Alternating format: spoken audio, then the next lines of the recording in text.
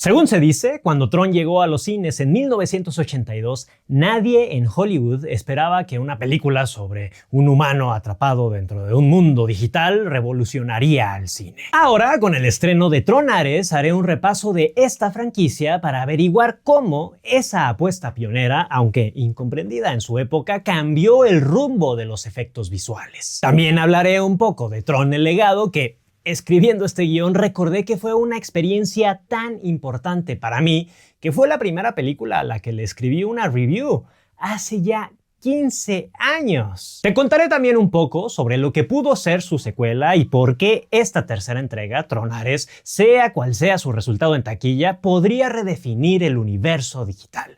Esto es Tron a través del tiempo.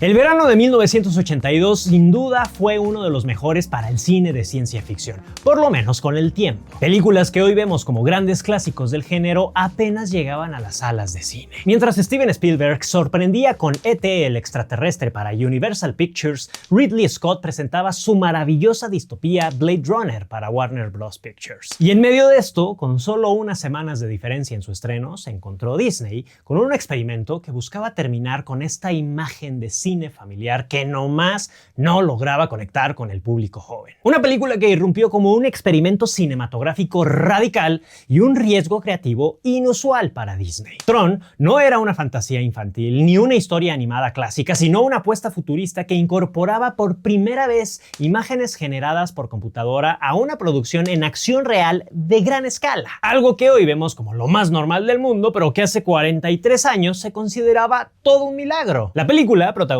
por Jeff Bridges y Bruce Boxleitner, ofrecía un relato abstracto ambientado dentro de un mundo digital, un concepto que muy pocos entendían. Y aunque no triunfó comercialmente durante su paso por las salas, con Tron quedó claro que Disney por primera vez en varios años había por lo menos intentado acercarse más a la juventud con el mismo lenguaje de modernidad tecnológica que ya dominaba Hollywood en esos años. ¿Y cómo lo logró? Incluyendo en el metraje más de 15 minutos de secuencias enteramente digitales, algo completamente inédito para 1982. Y sí, los modelos eran figuras geométricas simples, con texturas mínimas, que dependían más de cálculos matemáticos que de otra cosa, pero aún así fue algo nunca antes visto. Pero no solo fue eso. Para Tron se mezclaron procesos. Por un lado, CGI elaborado por empresas como Magi, Digital Effects y Triple I, y por el otro, el legendario método artesanal Backlight Animation, que fue justo el que consiguió darle a la película este aspecto luminoso tan característico. Un método del que seguramente ya has escuchado muchas veces antes, pero por si acaso no, acá te lo explico. Para lograr esa estética luminosa icónica de los trajes y escenarios de la red en Tron, se utilizó esta técnica, Backlight Animation, en parte porque los efectos digitales generados por computadora todavía eran muy limitados. Recordemos, estamos en 1982, cuando todavía no se podían crear secuencias tan largas ni tan complejas en CGI. Este método consistía en filmar a los actores en blanco y negro sobre decorados negros para después reproducir cada fotograma en láminas ampliadas de alto contraste. A estas láminas se les aplicaba retroiluminación y se pintaban a mano con colores brillantes. ¡A mano! Fotograma por fotograma. Gracias a este trabajo artesanal que mezclaba fotografía, algo de animación óptica y bastantes trucos de laboratorio, se generó ese efecto luminoso inédito que le daba a la acción real un acabado que parecía digital. Y aunque fue un método muy costoso y técnicamente muy desafiante, no cabe duda que el Backlight Animation permitió que Disney y el equipo creativo del director Steven Nisberger construyeran una estética muy adelantada a su tiempo. Además, la película contó con lo que para muchos es considerado el primer personaje de cine generado completamente por CGI. Vit, una pequeña entidad simplísima que solo dice sí o no haciendo referencia al código binario. Pero para ser más exactos, Vit no es el primer objeto CGI jamás creado. Desde muchos años antes ya había experimentos y breves secuencias digitales en cine. Pero el gran hito que sí se le atribuye a Tron es presentar con Vit a un personaje con carácter que, aunque sencillo, fue elaborado de forma completamente digital, que además convivía con personajes en acción real para una narrativa comercial masiva. Y aunque la recepción inicial de Tron fue más bien tibia, recaudando apenas lo suficiente para no ser considerada un fracaso, y aunque ni siquiera fue considerada al Oscar por efectos visuales, porque al parecer en ese tiempo usar computadoras era hacer trampa, resulta que su impacto tecnológico y cultural fue mucho mayor, tan grande que hoy sigue siendo un referente visual de la ciencia ficción. El propio John Lasseter, uno de los fundadores de Pixar, llegó a mencionar que sin Tron no existiría Toy Story y quizá ni siquiera Pixar. Aseguraba que Tron le demostró que la animación digital podía ser cine. Y a pesar de eso, lo que tenía potencial para convertirse en una franquicia exitosa, entró en una hibernación que duró casi 30 años. En 2008, todo transcurría con tranquilidad en el mítico Hall H de la San Diego Comic Con. Dwayne The Rock Johnson presentaba La Montaña Embrujada. Y al finalizar su intervención, pero nadie esperaba lo que vendría. Las luces se apagaron. En el micrófono se anunció con cierta inseguridad que Disney tenía preparada una sorpresa más. Y de la nada, los casi 6.500 asistentes que permanecían en el panel se vieron inmersos en una nueva versión de la red. La expectación crecía y crecía hasta que estalló en una ovación al ver el regreso de Jeff Bridges como Kevin Flynn.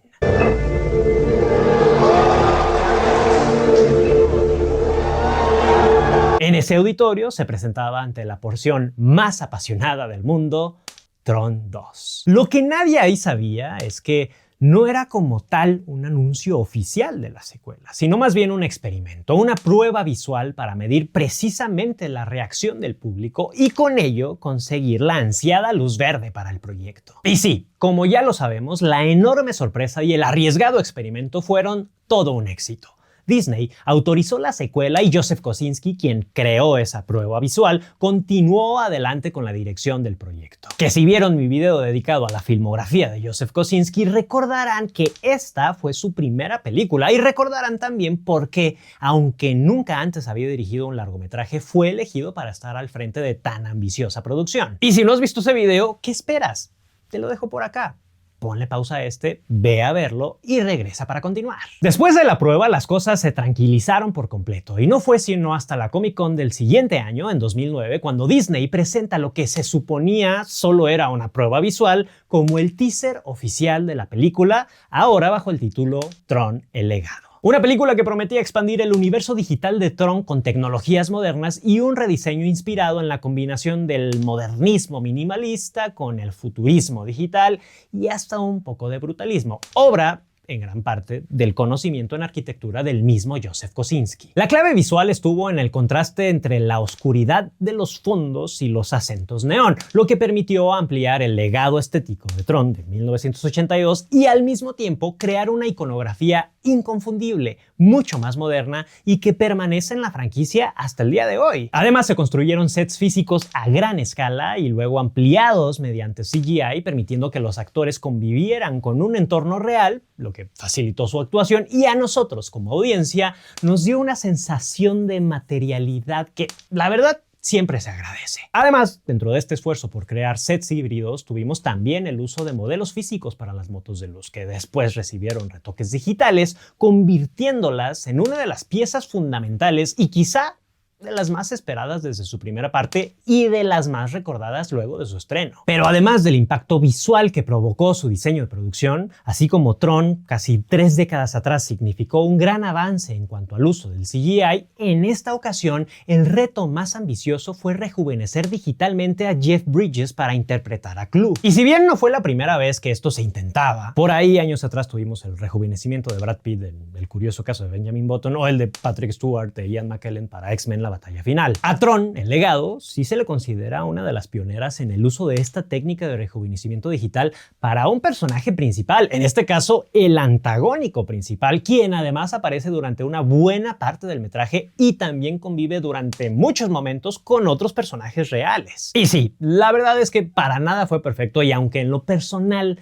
creo que no cae en el Valle de lo Inquietante, sí está con una patita muy cerca del precipicio. Pero aún con ello y aún cuando fue uno de los aspectos más criticados de la película durante su lanzamiento, hay que aceptar que fue gracias a Tron el Legado que esta técnica se ha ido perfeccionando con el tiempo y, aunque no ha alcanzado la perfección total, sí nos ha entregado rejuvenecimientos o reconstrucciones bastante decentes. Y la cereza del pastel, la increíble banda sonora compuesta por el dúo francés Daft Punk.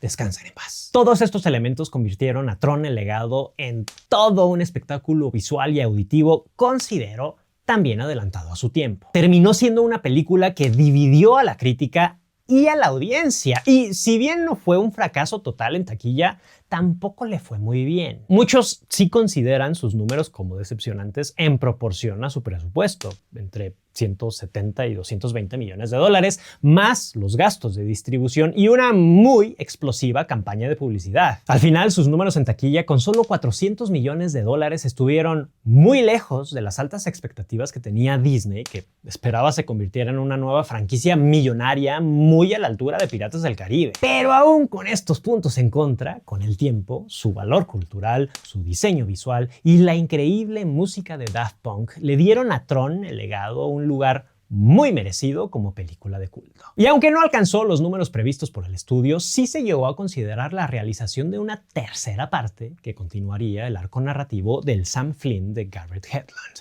la soñada Tron Ascension. Pero antes de seguir adelante, paso muy rápido a recordarte que te suscribas al canal. Y ya que estás por ahí, le des un me gusta a este video y me dejes un comentario en el que me digas qué tan fan eres de la franquicia Tron y si eres de los que esperaba con ansias Tron Ares. Recuerda que esa es la mejor forma de apoyarme para que así yo pueda seguir creciendo para traerte más información y reviews de las películas más recientes. Muchas gracias. Continuamos.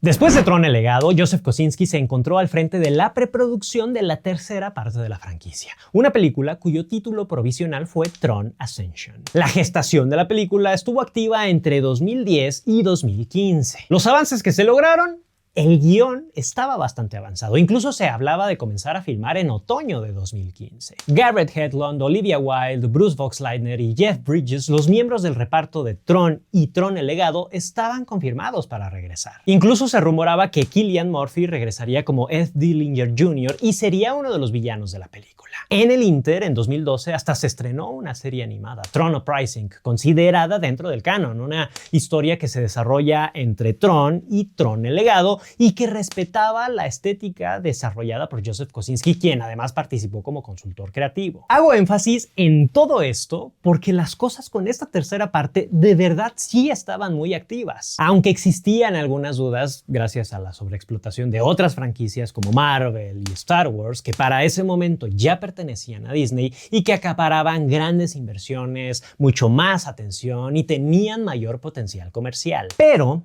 muchos atribuyen la caída de todo a otro evento: el estreno de una cinta maldita, precisamente en 2015. La película que provocó que Disney pusiera freno a un montón de otras películas live action y que se alejara por mucho tiempo de la ciencia ficción: la infame Tomorrowland.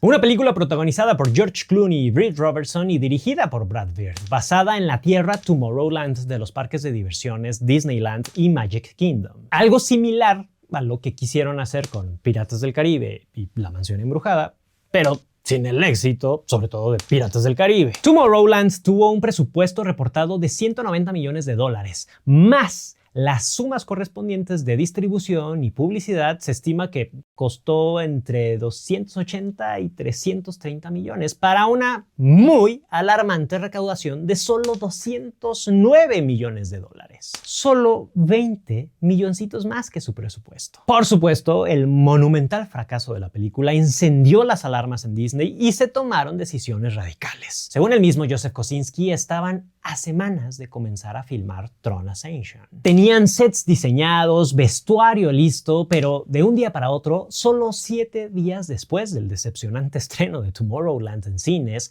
Tron Ascension fue cancelada.